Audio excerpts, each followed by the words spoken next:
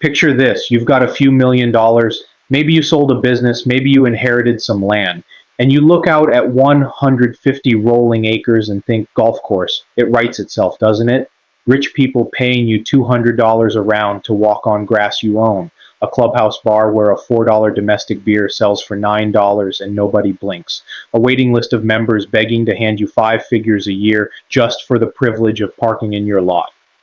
It feels like the closest thing capitalism has to a landed aristocracy. You don't sell a product, you sell belonging. And belonging has no marginal cost. That's the dream. Here's the turn. The golf industry is a graveyard of smart money. Real estate billionaires, hedge fund managers, even a sitting president of the United States have poured hundreds of millions into golf courses and watched them evaporate. Between 2006 and 2020, more golf courses closed in the US than opened in almost every single year. Course after course has gone from prestigious private club to bankruptcy filing to 245-unit townhome development in under a decade. So which is it? Money printing machine or money incinerator? The uncomfortable answer is it's both, and almost nobody can tell the difference until it's too late. Today, we're pulling back the flagstick on the actual economics of owning a golf course and the hidden business model that lets a handful of operators win while everyone else loses their shirt. The standard model looks simple on paper. You buy land, you build a course, you charge people to play it or join it, and the greens fees and dues cover your costs with room left over, except the buy land, build a course part alone will cost you somewhere between $5 million and $20 million for a standard 18 holes. Yeah, and that's before you've swung a single club. Land acquisition typically eats 40 to 50% of that budget on its own, because a golf course needs roughly 150 acres of exactly the right topography. Enough slope for drainage, not so much you're building retaining walls on every fairway. Add architect fees that can run into the hundreds of thousands, an irrigation system alone costing up to $1 million, and greens that cost $8 to $12 a square foot just for the turf, and you're deep into eight figures before you sell your first tee time. To understand the scale, look at what even golf royalty is dealing with right now. Nicklaus Companies, the design and development empire built by golf legend Jack Nicklaus himself, filed for Chapter 11 bankruptcy in late 2025, listing liabilities as high as $1 billion. This isn't a story about a bad businessman. It's a story about how unforgiving the underlying economics of this industry are, even for the people who invented the modern version of it. Here's the trap that catches almost everyone who tries this from a standing start. Golf courses have almost none of the flexibility other businesses have. You can't shrink your footprint in a bad year. The 150 acres of turf need to be mowed, irrigated, fertilized, and aerated whether you have 40,000 rounds a year or 4,000. A typical mid-sized course carries $1 to $3 million a year in fixed operating costs before a single golfer walks through the door. Payroll for 30 to 50 staff, water, chemicals, insurance, equipment leases. That number doesn't flex down when demand does. And demand is exactly what's been collapsing for 2 decades. The golf boom of the 1990s led developers to overbuild dramatically, and the industry has spent the years since working off that oversupply, a long golf industry recession, as club consultants call it, that ran roughly from 2000 to 2020, quietly bankrupting overleveraged clubs the entire time.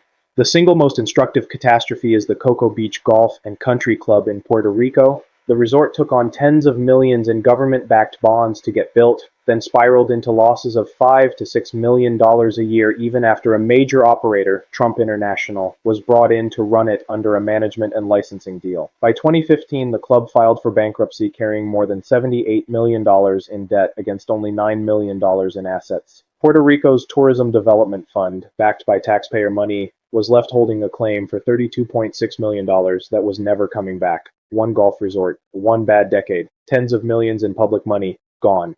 That's the trap. Golf courses are enormous, illiquid, fixed-cost machines sitting on top of a shrinking and wildly weather-dependent revenue base.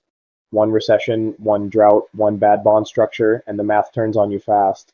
And there's no pause button on 150 acres of Bermuda grass. So how does anyone make money at this? Here's the secret. Greens fees were never the business. Greens fees are the loss leader. The real money in golf lives in three places the scorecard never mentions. First, real estate. The modern golf course business model, pioneered by developers in the 1980s and 90s, isn't build a course, sell rounds, it's build a course, sell the 400 houses around it. The course itself often runs at a break even or a loss. functioning as a gorgeous, expensive amenity whose entire job is to add a 15 to 30% premium to every lot that touches a fairway. The golf operation is essentially marketing spend for the housing development dressed up as a business. Second, forced convenience. Nearly every private and resort course in America mandates cart rental.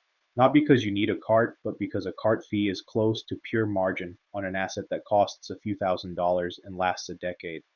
Add mandatory food and beverage minimums at private clubs and where members are billed monthly whether they eat there or not, and you've converted an optional purchase into guaranteed recurring revenue. Third, and this is the one nobody talks about, the membership initiation fee is a call option on scarcity, not a service fee. Clubs deliberately cap membership below true demand, creating a wait list, and the initiation fee isn't really payment for golf access, it's payment for status you can show off at the office. Some clubs even structure fees so they're partially refundable decades later, functioning less like a purchase and more like an interest-free loan the club gets to invest. And the psychological engineering goes even deeper than pricing. Trick one, the halfway house. That little snack shack between the ninth and 10th holes isn't there for your convenience. It's placed at the exact point in a 4-hour round when blood sugar and patience are both lowest, turning a $3 hot dog into an $11 impulse buy nobody would make in a normal restaurant. Trick two, pace of play pressure as a revenue tool. Courses stagger tee times tightly enough that slower groups feel social pressure from the group behind them, which pushes golfers to rent carts just to keep up, even when they'd rather walk. The layout of urgency itself becomes a sales mechanism.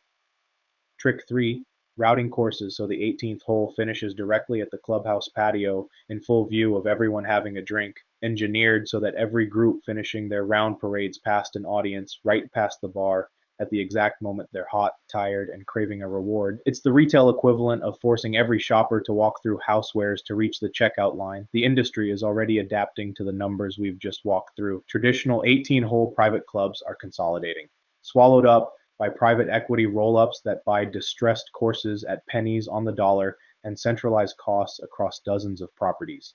Meanwhile, the growth capital is fleeing the fairway entirely.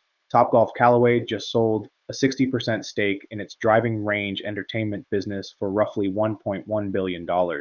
A bet that the future of golf's economics has less to do with 18 holes and 4 hours, and more to do with beer, bays, and 45 minutes. So what is a golf course really once you strip away the mythology? It was never a sport business. It's a real estate marketing tool wearing golf shoes subsidized by a captive membership that's paying quietly and repeatedly for the feeling of having arrived.